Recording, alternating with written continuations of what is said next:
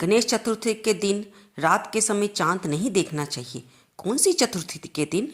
दोस्तों, भाद्रपद की शुक्ल पक्ष की चतुर्थी के दिन, जबकि 18 और 19 सितंबर को हम मनाने जा रहे हैं, जिसमें हम 10 दिन भगवान गणपति जी को अपने घर में बैठाएंगे।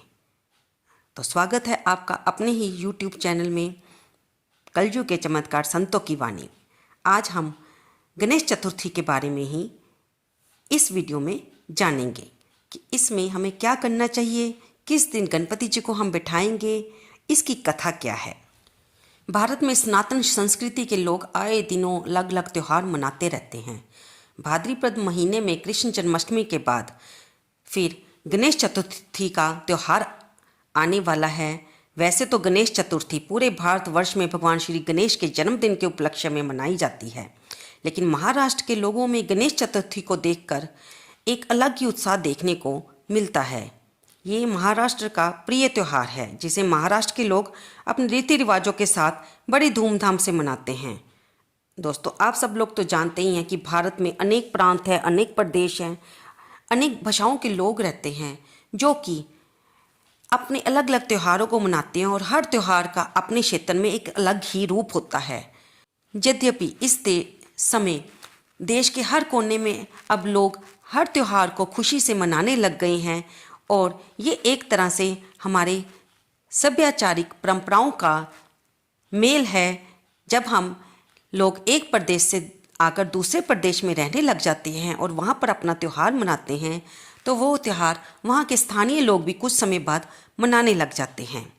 तो दोस्तों, इससे भाईचारा, आपसी रीति रिवाजों का मेल ज़्यादा बढ़ता है।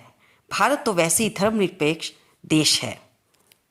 सनातन संस्कृति के लोग किसी भी देवी देवता की पूजा करने से पहले भगवान श्री गणेश जी की पूजा करते हैं। इन्हें विनायक, गजानन, एकदंत और विघ्नहर्ता अनेक नामों से जाना जाता है। इस वीडियो में हम बताएंगे कि इससे जुड़ा हुआ इतिहास क्या है, किस प्रकार गणेश चतुर्थी मनाने की शुरुआत हुई। साथ ही साथ आपको ये बताएंगे कि ये 2023 में कब मनाई जाएगी। हिंदू पंचांग के अनुसार गणेश चतुर्थी का व्रत और त्यौहार भाद्रपद मास के शुक्ल पक्ष की चतुर्थी को मनाया जाता है। इस दिन कुछ लोग चतुर्थी का व्रत रखते हैं और इसी दिन से गणेश उत्सव की शुरुआत भी होती है। इस बार गणेश चतुर्थी 18 और 19 सितंबर 2 दिन आ रही है, क्योंकि 18 सितंबर को ये दोपहर को शुरू हो रही है, इसलिए उदय तिथि होने के कारण गणेश चतुर्थी 19 सितंबर की मानी जाएगी। लेकिन इसका व्रत 18 सितंबर को रखा जाएगा और उससे अगले 10 दिनों तक ये गणेश उत्सव मनाया जाएगा। फिर 10वें दिन यानी कि 28 सितंबर को अनंत चतुर्दशी के दिन गणपति विसर्जन के साथ ही ये महोत्सव समाप्त होगा। दोस्तों, 18 सितंबर को गणेश चतुर्थी दोपहर को 12:39 पर इस तिथि की शुरुआत होगी और इसका समापन अगले दिन 19 सितंबर को दोपहर 1:43 पर होगा। और 19 सितंबर को इसका शुभ मुहूर्त यानी कि गणपति की स्थापना का शुभ मुहूर्त, पूजा का मुहूर्त सुबह 10:50 से लेकर दोपहर के 12:52 तक, और दूसरा मुहूर्त 12:52 से लेकर 2:48 तक रहेगा।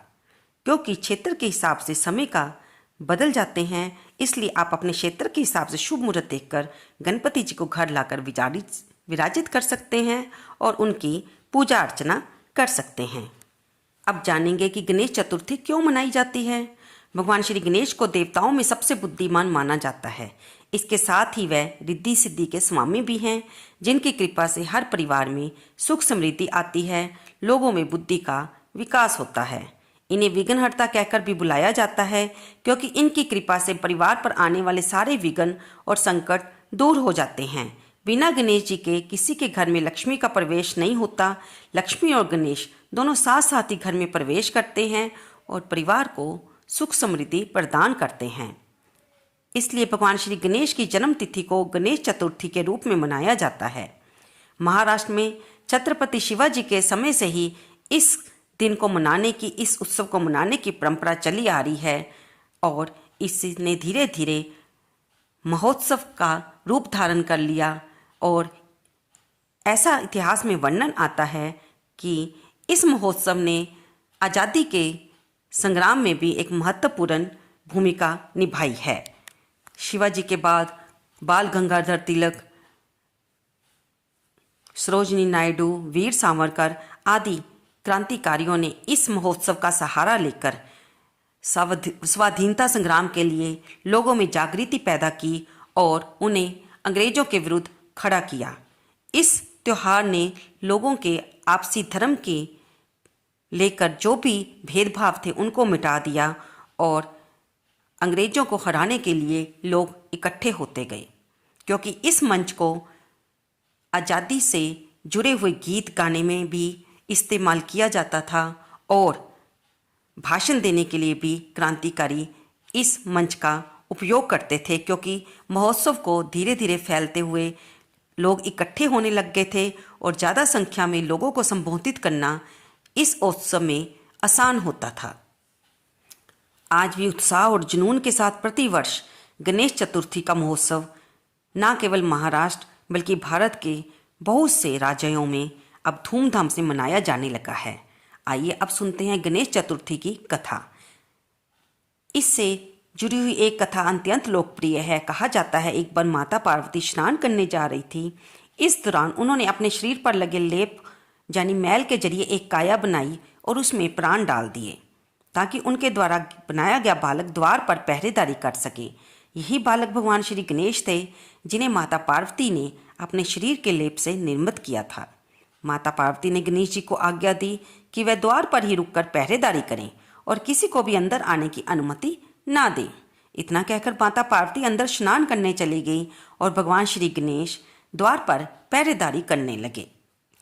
कुछ समय बाद भगवान शंकर वहां पर आए और उन्होंने द्वार से अंदर प्रवेश करने लगे तो माता की आज्ञा का पालन करते हुए बालक गणपति जी ने उन्हें अंदर जाने से रोक दिया। भगवान शिव ने गणेश जी से उनका रास्ता छोड़ने के लिए कहा, लेकिन गणेश जी एक आज्ञाकारी पुत्र की तरह माता पार्वती की आज्ञा का पालन करते रहे। इस पर भगवान शिव अत्यंत क्रोधित हो उठे। उन्होंने अपने त्रिशूल के जरिए भगवान श्री गणेश के सर को उनके धड़ से अलग कर दिया। गणेश जी की चीखें सुनकर जब माता पार्वती बाहर निकलती हैं तो गणेश जी का कटा सिर देखकर रोने लगती हैं और भगवान शंकर को बताती हैं कि वह उनके द्वारा बनाया गया उनका पुत्र था और भगवान शिव से गणेश जी को जीवित करने का आग्रह करती है। तब भगवान शंकर अपने सेवकों को आज्ञा देते हैं कि लोग धरती पर जाएं और जिस बच्चे की माँ अपने बच्चे की तरफ पीठ करके सो रही हो उसका सिर काट कर ले आएं।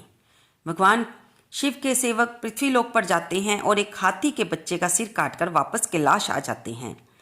तब भगवान शिव इस गजमुख को गणेश जी के धड़ से जोड़ देते हैं और प्राण मंत्र पढ़कर उसे जीवन दान देते हैं। इसी कारण भगवान श्री गणेश को गजानन भी कहा जाता है। गणेश चतुर्थी व्रत के साथ ही गणेश महोत्सव की शुरुआत होती है तथा अनंत चतुर्दशी मनाई जाती है। प्राण प्रतिष्ठा द्वारा शुभ मुहूर्त में भगवान गणपति जी को भगत जन अपने घर में बिठाते हैं, यानी कि विराजित करते हैं। 10 दिनों तक उनकी पूजा करते हैं, उन्हें नए नए पकवान बनाकर उन्हें अर्पित करते हैं और 10वें दिन उनका विसर्जन करते हैं। कुछ लोग इसमें कीर्तन का भी आयोजन करते हैं, भंडारे का भी आयोजन किया जाता है। जो लोग किसी कारण से गणपति जी को अपने घर में नहीं ला पाते, वे अपनी कॉलोनी में सामूहिक रूप से भी गणपति जी को लाकर उनकी पूजा आराधना करते हैं, नहीं तो मंदिरों में जाकर गणपति जी के दर्शन करते हैं और वहाँ पर अपने लाड लडाकर उनकी सेवा करते हुए उनसे मनचाही मनोकामना की पूर्ति करने के लिए प्रार्थना करते हैं। दोस्तों, अब इससे जुड़े हम कुछ रोचक तथ्य भी जानेंगे। ऐसी मान्यता है कि इस चतुर्थी के दिन रात के समय चांद नहीं देखना चाहिए। देहाती इलाकों में, गाँव में इस चतुर्थी को ढेली चौथ भी कहते हैं। ऐसी मान्यता है कि जो लोग इस दिन रात के समय चांद देख लेते हैं उनके ऊपर चोरी का या झूठा कलंक लग जाता है। इसके बारे में भगवान कृष्ण से भी संबंधित एक कथा आती है कि उन पर भी सैमंतक मणि की चोरी करने का आरोप लगा था, क्योंकि उन्होंने इस दिन चांद को देख लिया था। देहात में गणेश चतुर्थी की रात चांद देखने से जुड़ी एक अजीबोगरीब मान्यता भी है। कि अगर किसी ने चांद देख लिया है तो उसे अपने पड़ोसियों के छत पर पत्थर फेंक देना चाहिए। लोगों का मानना है कि ऐसा करने से कलंक और दोष नहीं लगता। दोस्तों, हर जगह की अपनी मान्यता होती है। इसे आप माने या ना माने, इसमें आपकी निजी राय ही है। तो दोस्तों, आपको ये सारी जानकारी कैसी लगी? कृपया इसे लाइक करें, शेयर करें। और क्या आप अपने घर में इस बार गणपति ला रहे हैं? तो कृपया कमेंट बॉक्स में अवश्य हमें बताएं। इससे आप हमारे परिवार का सदस्य तो बने ही हुए हैं, हम भी आपके साथ जुड़कर अपने गणपति जी की फ़ोटो शेयर करेंगे और आप भी हमें व्हाट्सएप पर अवश्य फ़ोटो शेयर करें। मेरा व्हाट्सएप नंबर मैं डिस्क्रिप्शन बॉक्स में ही आपको दूंगी।